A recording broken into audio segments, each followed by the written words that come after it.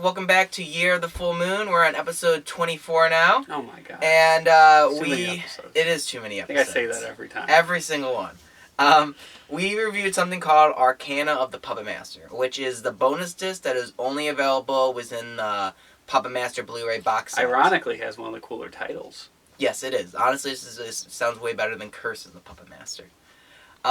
So this came out in 2017 when the box set did. It came with like the Toulon trunk, so it was like very hard to get because it was like a $200 when it came out for a trunk and a DVD. Yeah. So, but now though you can get like the entire like condensed box set, not in the trunk, for like $50. That's what I got. You can even get the streaming service online for $50, and they give it to streaming? you for free. Oh, okay. And it is. I don't think this is on the streaming service. Yeah, this is something that you do need to actually. But if you get the streaming service, you get the box. Yeah, you get the streaming service, you get the box, you get this, and we'll tell you all about it.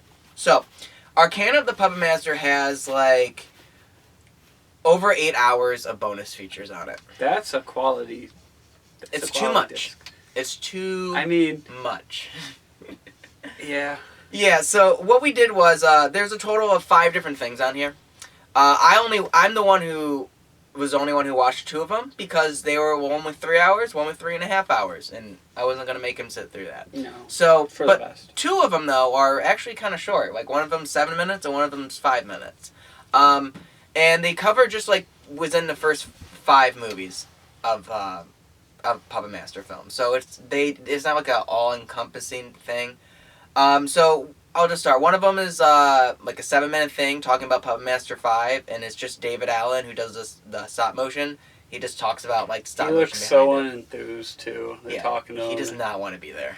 He's probably like, I'm contractually obligated. It was interesting, but like you can tell he just did not want to do it. And that was kind of funny. They did all the stop motion at a different set than the actual set. So yeah. Cool. So pretty much the entire movie was going was a production, and then like the B set was just stop motion, and they got it done a lot faster than they did in like other entries.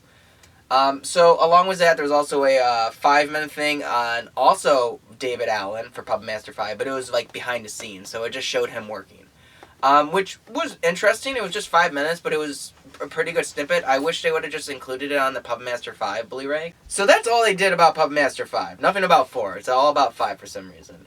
So then there was also like an hour-and-a-half documentary. Well, not documentary. A behind the scenes of Puppet Master 2. Literally, it was just a guy with like a little handheld camera walking around set. Mm-hmm. But like he got like some actual like footage shooting of like all these key scenes. A lot of puppet work too.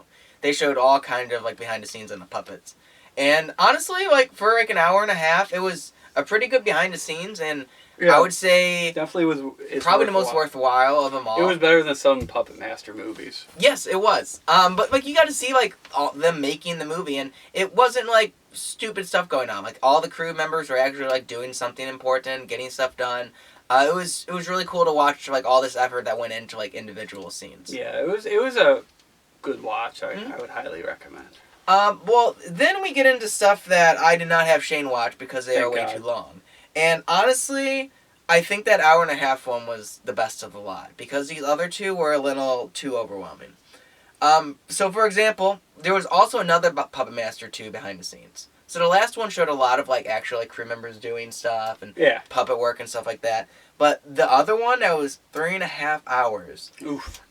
It was kind of just like crew members goofing off behind the set. Like you saw a little bit of stuff going on, but like ultimately, I felt like it was just like you could tell they're having fun. That's a big thing. And I'm glad they're having fun, but I feel like it's not really interesting unless you were one of the crew members looking back at it. Because it just it seems like you didn't see that much of the puppet until like you got to like one section.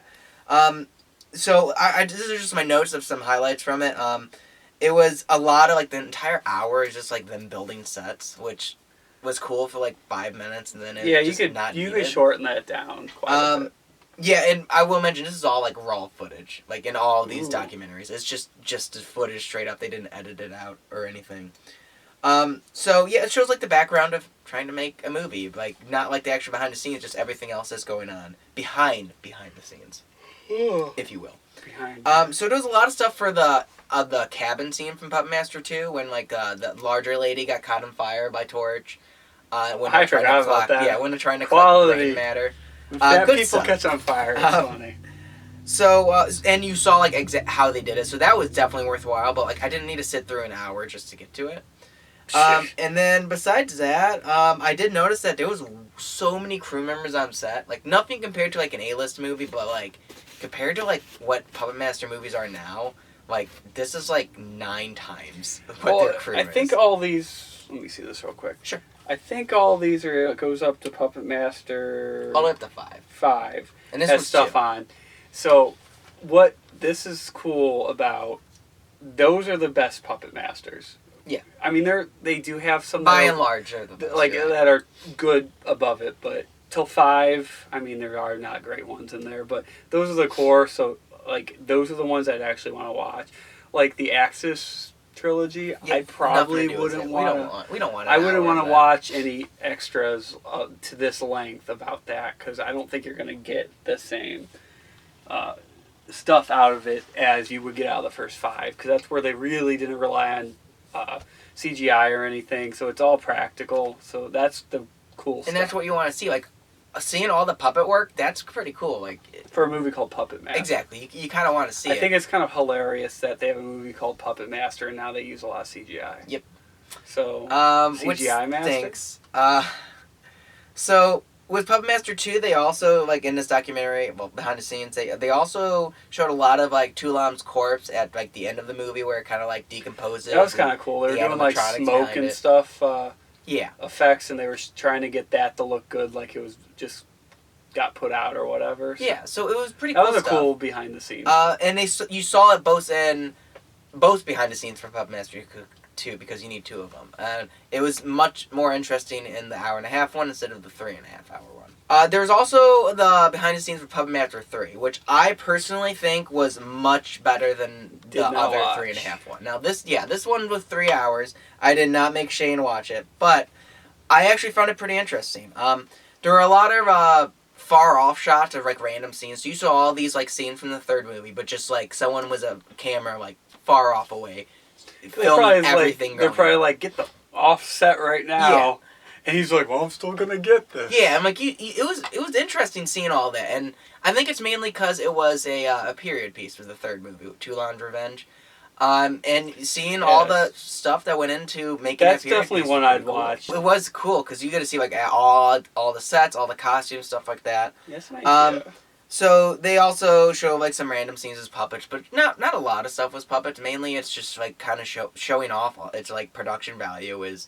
It's like. See, we have production value. See, I got video of our production value. And then at the very end, now they do show like a lot of the puppet effects, which were cool. No stop motion they showed, but it was mainly just like the physical effects. It was like killing people and the blood shooting and all that. They're practical effects. Yeah. How they move the puppets when it's not stop motion. It's always pretty cool. Ultimately, is it worth it? If you have all these Puppet Master movies, is it really worth buying the set just to get the bonus disc? If you really like Puppet Master. Yeah. That's the only argument I could make. Or you're somebody that appreciates watching how movies are made and what goes into it, then I would recommend it if you're casually watching. Just keep in mind, though, it's like raw footage. It's not like a documentary. It really is just behind the scenes, someone with a camera. But yeah, it's what Shane said. If that interests you, totally worth it. And if you're a Puppet Master fan, it's worth it. But like, if you're like somebody that's like, hey, I just want to watch the movies, no, don't bother. You won't ever watch. You could arguably get a lot of the stuff you kind of want to see in the video zones.